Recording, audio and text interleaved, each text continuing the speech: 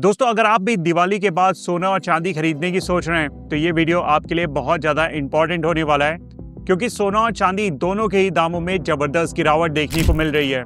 जैसे सोने की बात करूं तो सोना अभी तक 9,000 रुपए तक सस्ता हो चुका है और वहीं पे चांदी में तो 24,000 रुपए की गिरावट देखने को मिली है। आखिर क्यों अचानक सोना और चांदी में इस तरीके की गिरावट चल रही है, और क्या सच में जेपी मॉर्गन की भविष्यवाणी अब सच हो जाएगी?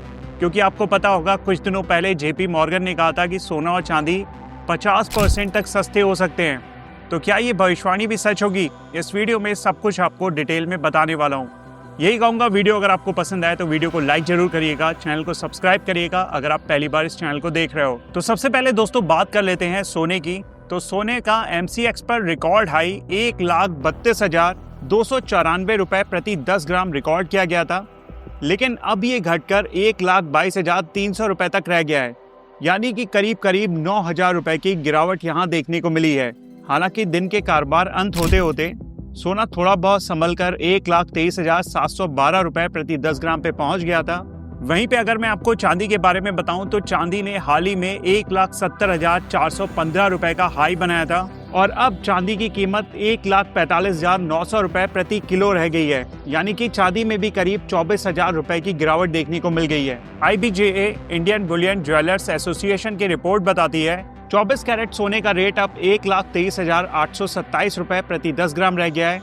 वहीं पर 22 कैरेट सोना करीब 1,13,000 रुपए के करीब पहुंच गया है और 18 कैरेट सोने का रेट 92,870 रुपए पर चल रहा है। वहीं पे अगर चांदी की बात करें तो आज चांदी 1,51,200 रुपए प्रति किलो पर बिक रही है, जो कि अभी एक दिन पहले ही 9,000 रुपए सस्ती हुई है, क्योंकि परसों के दिन चांदी का रेट 1,62,000 रुपए के करीब चल रहा था। अब सबसे बड़ा सवाल उठता है कि आखिर सोना और चांदी इतनी तेजी से क्यों गिर रहे हैं।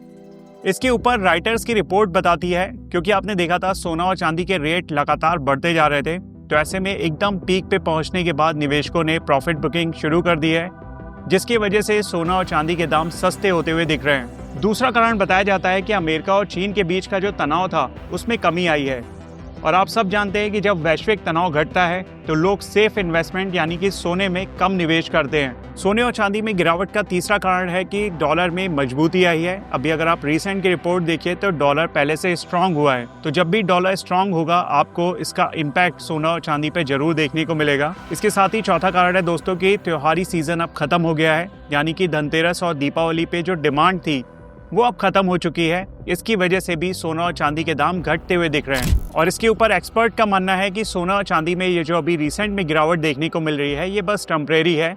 सोना और चांदी जल्द ही यहाँ से रिकवर होते हुए दिखेंगे।